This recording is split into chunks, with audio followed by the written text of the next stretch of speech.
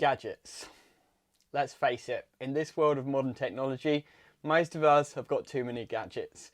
And when it comes to charging them up, sometimes we've got a problem. If you're anything like me, all of your sockets are filled with these transformery things that charge your various gadgets, and you just don't have enough plugs to plug all the gadgets in. That's where today's video comes in, because today I'm going to show you how to install a USB double socket, one of these, because most of our modern gadgets now have these USB plugs, either USB like this style or the even more modern USB-C style plugs. And in order to be able to facilitate charging more gadgets more quickly, a USB socket can be really handy. So I'm going to show you how to change one of these ordinary 13 amp double sockets into a USB double socket, and hopefully this video will be of help to you. If it is, smash the thumbs up button, subscribe to the channel if you haven't done so already, and hit the notification bell so that you don't miss out on future videos. I post videos like this every so often, and mostly on a day-to-day basis I post videos about the life of an electrician. So this is my ordinary 13 amp wall socket, and how do I go about changing that to one of these USB sockets? Are there any special steps that I need to take, or is it just literally a case of pop the old one off and pop the new one on? Well, there are some safety features that you need to think about, and there's also some testing that you need to do. So it's not quite as simple as it might seem. So let me zoom in on the socket and I'll talk you through how to change it over. So for the purposes of today's demonstration, I've chosen to replace this MK 13 amp double socket with a similar MK branded USB double socket like this. This is the packaging that it comes in. It's quite a large box, and you can see the part number here. I'll leave a link in the description where you can get one of these for yourself, but it's the K2744WHI. Obviously the WHI part is just for white.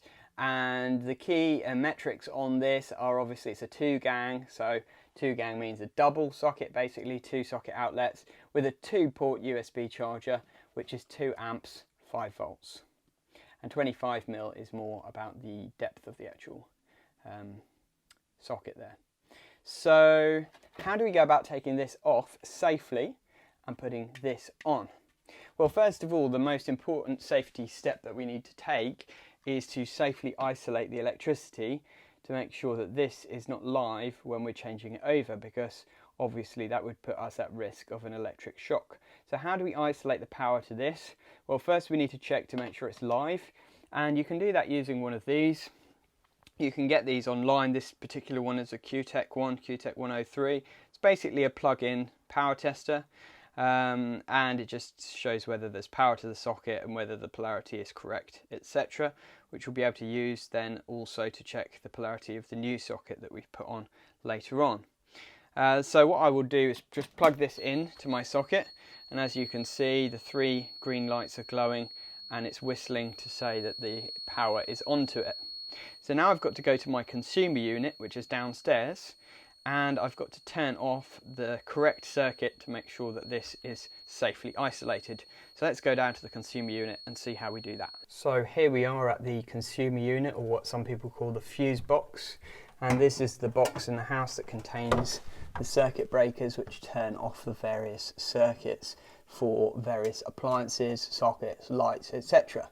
So we've got to figure out which circuit does the socket in that particular room that I was working in, which is the office, and usually they're labelled up, or hopefully they are.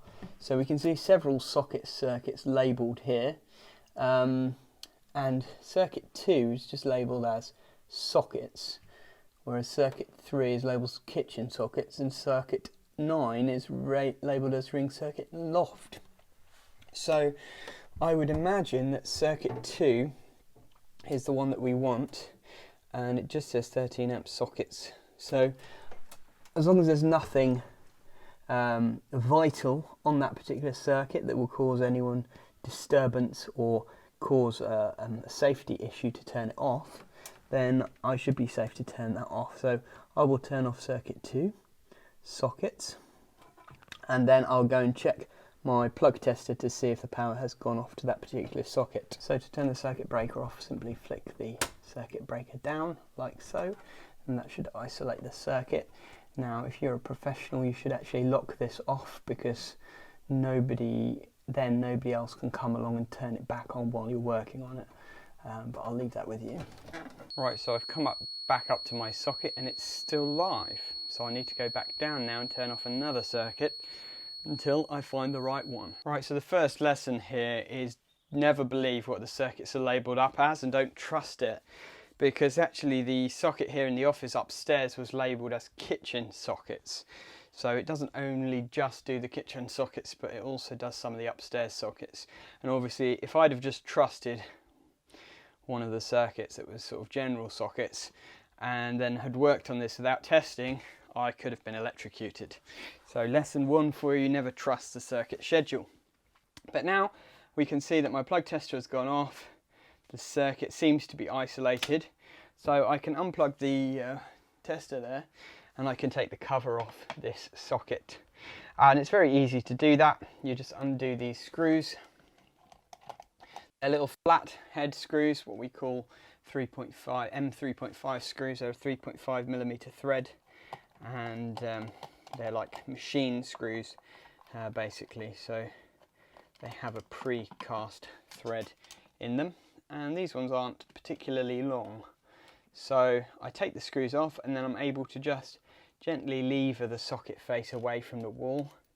Sometimes you might find that the socket is painted in because it's been there for a long time, and what you might need to do is score around the edge of it with a knife, like a sharp Stanley knife or something like that, just to allow the paint to seal, to be broken without chipping all the paint off, because if you take the socket face off when it's painted in like that, it can end up pulling off a lot of the paint on the wall. So there's just a little tip for you there. So as you can see here, we've got two cables coming into the back of this socket. Two neutral wires, two green and yellow wires, which is what we call the circuit protective conductor, or some people call it the earth wire, and two brown wires, which are what we call the live or line conductor. And these are labelled up in the back of the socket by a letter or a symbol. So N for neutral, this is the symbol for CPC or earth connection, and this is the symbol for the live or line conductor. Just to be sure that it's dead though, what I want to do is actually test the wiring on the back of this socket here, and to do that I've got this voltage testing device. This is an approved device for testing to make sure that circuits are dead. And there's a process to go about this. So I've got my proving unit here, but you can just prove this on a known source of electricity, and the goal behind proving it is just basically to make sure that you know that the tester is working properly. So my proving unit here, if I dab it on my tester creates voltage, and it will show that my tester is working there. That's what this proving unit does, and it cycles through all the various voltages that the tester is designed to test at, and then it goes to 0. So I know that this is working correctly now, and then I can test at the socket outlet to make sure that there's no power in the cables going into the socket. So I test 3 different sequences: line to neutral, CPC to neutral, and line to CPC, and all 3 of them are dead. The reason this is bleeping is the kind of continuity setting, which is the RX that comes up on here.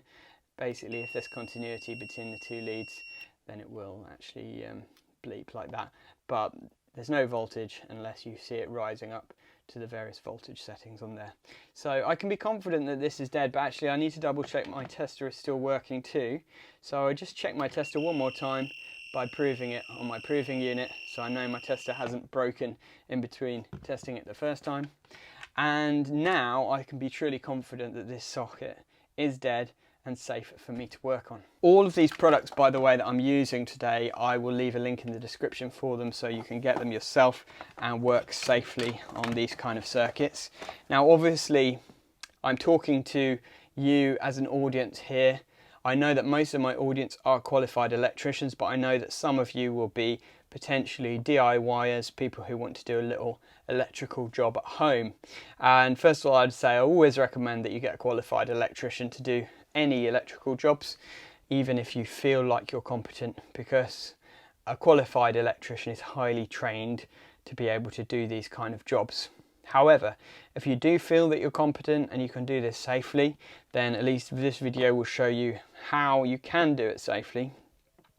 And bearing in mind that a job like this, where you're just changing a socket for another socket, it doesn't need to be certified. So because of that, a homeowner can do it themselves legally. They are allowed to do that without needing a certificate or building regulations approval or anything like that. For other larger electrical jobs, like changing something to something different, for example, changing one light fitting to a different type of light fitting, or adding an additional socket, something like that, you do need to have what's called a minor works certificate for that job, and so that will definitely require a qualified electrician who is able to provide certification for that particular job. So now that I know this is dead, to remove the wires from the terminals in the back, we undo the screws here. And again, these, you can use the same flat screwdriver to undo these. Obviously always use an insulated screwdriver. Even though we know that it's dead, you should never use an uninsulated screwdriver to work on electrical things. That's just good practice. And we can just loosen these screws up like so.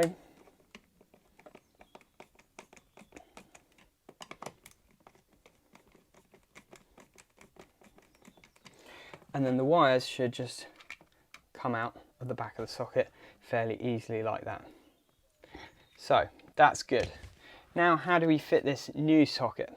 Well, as you can see, the layout for the terminals is slightly different. And we need to be careful here that we don't assume that the location of the live terminal and the neutral terminal is in the same place, because actually, as you can see here, the live terminal for the USB socket is on this side, whereas on the normal 13 amp socket it's on that side.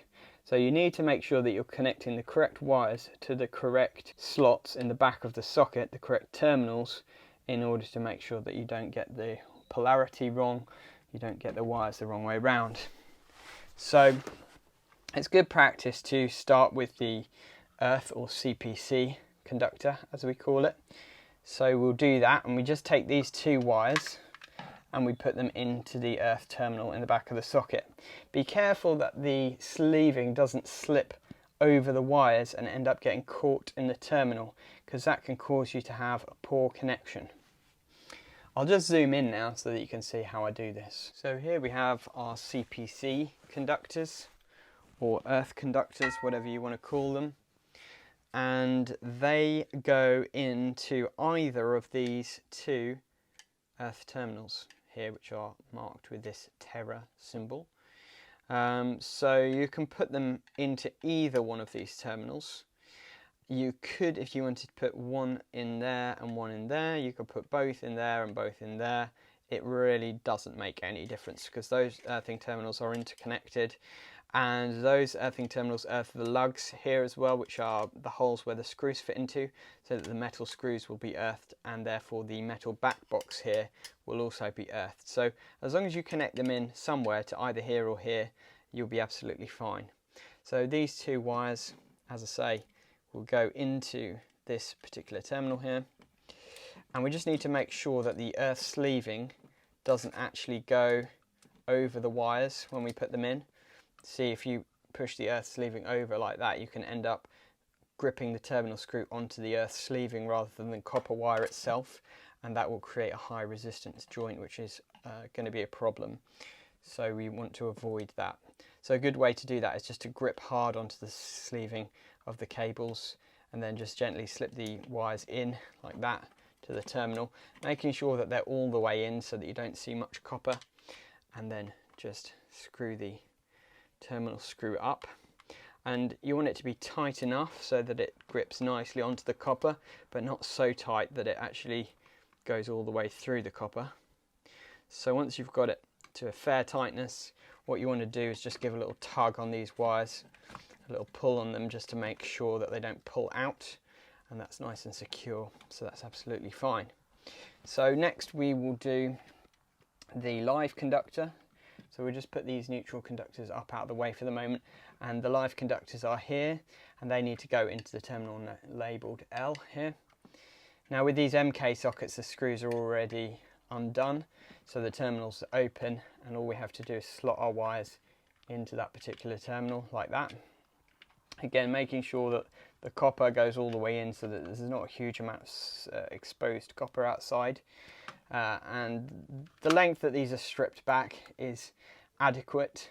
If they were stripped back a lot, like to here, I would want to cut some of the excess copper short, or if they were not stripped back enough, like if the PVC insulation was going up to about here and there's only a tiny bit of copper exposed, I would want to strip those back a bit further.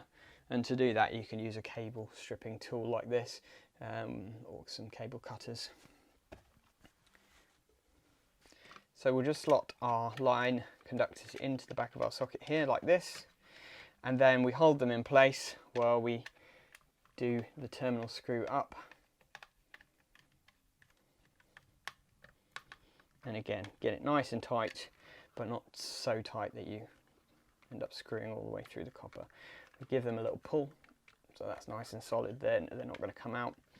And then we do the same with the neutral conductors into our neutral terminal here, which is on the left. You also want to make sure that these wires are not too tightly bent in the back of the socket. If they are bent too tightly, it can compromise the copper. You can end up snapping the copper off. So you want to be careful and gentle with them as you bend them into place to make sure that you don't bend them too tightly and end up damaging the copper. And again, we just hold those in place while we screw our terminal up like so, and then give them a little pull to make sure that they are in correctly and they're not going to come out. So that's how it should look at the end. The blue wires are the neutrals, they go into the neutral terminal. Brown wires are the live conductor or line conductor, which goes into the L, and the green yellow into the CPC terminal. Now we do have these two screws that we've taken out of our existing socket. We can reuse those if we want to, but we are provided with new screws along with the MK socket here in this little packet. I like to use new screws where possible. I think it's good practice. And what we need to do now, before we can screw the socket face back, is just to make sure that the wires aren't going to be crushed in the back of the box when we push it back. So what you want to do is kind of make sure that they're spaced out fairly well, so that when you push them back, they don't crush up against each other. And really, when you push the socket face back, it should fit snugly without you having to really force it. If you feel like you're having to force it, then probably there's a wire that's too long in the back of the box or something like that, and you need to just be careful and make sure you sort of fold it away neatly in the back of the box. So that socket face will just fit snugly back on like that. And so what I can do is just put my screws, slide them into the holes here, and then one by one I just need to get my screwdriver and line the screw thread up with the little screw terminal in the back there, what we call the lugs, and it should screw in very, very kind of loosely and easily. If it's very hard to screw in or it starts to squeak, then that means you've got it cross-threaded, and you don't want that to happen because you'll end up breaking the screw and possibly even the lug in the back of the box. So you just want to make sure that it goes in really easily, and if it doesn't, then you want to kind of take it out and try going at a slightly different angle. They should go straight in at a 90-degree angle with the wall. So if you're screwing them in at an angle like this or an angle like this or up or down, then you are going to have a problem. You want to try and get them to go in parallel to the wall. And as you can see here, I'm not turning it very hard, but it's going in really easily. And I'll just loosen that one up and just shuffle this across slightly. Obviously we want to make sure that it's level. Now I'm assuming that the old one was level, and I'm just trying to line it up with the old markings on the wall. So if I do that, that lines up well. So I'll just tighten this one up, and that lines up nicely, and then I'll just tighten the left one up a little bit more as well. And again, with these screws, you don't want to have them so tight, because if you do them too tight, it will cross thread and you'll end up breaking the lug in the back. So you just want them tight enough that it holds the socket face back to the wall. And you can just give them an extra half turn and until they feel kind of snug, and then just try to wiggle the socket face. And if it doesn't move, then generally that is tight enough against the wall. Little attention to detail that electricians tend to pay attention to is the angle of the screws. If you do them all horizontally or if you do them all vertically, it's just a little bit of attention to detail there. I always prefer to put them vertically. Obviously it's just it's just an aesthetic thing. There's no kind of difference in the electrical safety of whether you put the screws vertically or horizontally, but some people just like to give that little bit of attention to detail and make sure the screws in all their boxes are the same way around. So now that this is on, what we want to do is liven it up again and test to make sure that it's correctly wired and safe to work on. And we're going to test not just the mains electrical socket, but we're going to test the USB socket as well, because it's important to know that the USB socket is functioning correctly. Otherwise you could risk blowing up your devices or something. So I've got a USB tester that I'm going to use to test and verify that this socket is working safely too. So I'll go down to the consumer unit now, turn the circuit back on, and then we'll test it with our plug-in tester. Right, so now my socket is whistling away, and I've got my 3 green lights to show that my polarity is correct. It's important to check both sides of the socket to make sure that they are both okay, because it's very rare, but you might get a faulty socket outlet where one side is not good, or you might have fixed it back at a funny angle and it might have caused a break in the terminals in the back of the socket. But that's chirping away nicely, so we know that the polarity is okay and it's live again. Now, as a qualified electrician, I would run other tests on this socket. I would use my multifunction tester, which is an expensive bit of testing equipment to actually test the earth loop impedance of the socket, the earth continuity, the insulation resistance of the cables, as a sort of a standard practice. And that's why it's an advantage to have a qualified electrician to do this rather than just doing it yourself, because an electrician will have the equipment to run extra tests to make sure that everything is safe and working properly. I've got this though, and this is to test the USB side of the socket. So this is the Klein Tools ET910 USB multimeter and tester. And what I can do is just plug that into my USB socket. And it comes up now. We showed on the box of our socket outlet it was a 5 volt. This is coming up at 5.12 volts, so that's fine. And what we can do is test the load on the socket. So we can go through the various loads and see what happens. So we're putting a half an amp on it first of all, and you can see it's come up with a pass there, so that's good. I'll just zoom in on this and then you can see it a little bit better. So our first test is the half amp test, and that has passed. Now we can do a 1 amp test, and again we should hopefully have a pass on that, which we've got, so that's good. Then we can do the 2 amp test, and that's passed as well. Now this is a 2 amp socket, so if we go to 3 amps probably it will fail, or it will just trip. Yeah, see, that's what it's done, it's reset, because we've actually put too much load on it, and the USB socket is designed to reset itself. It's got kind of a trip switch on there.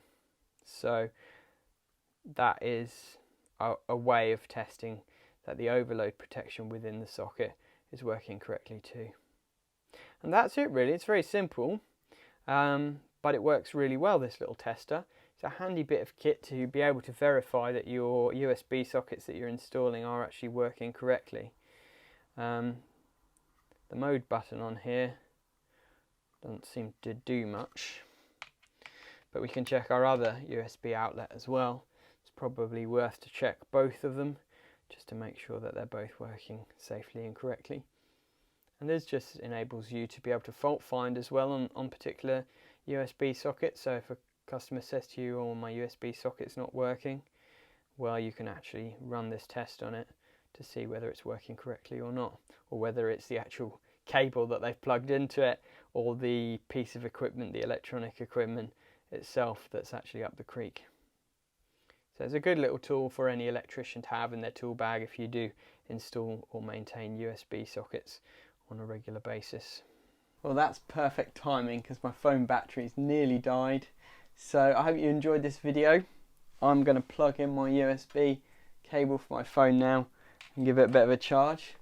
And if you have enjoyed my video, don't forget to hit the thumbs up button, share it out with someone else who might benefit from it.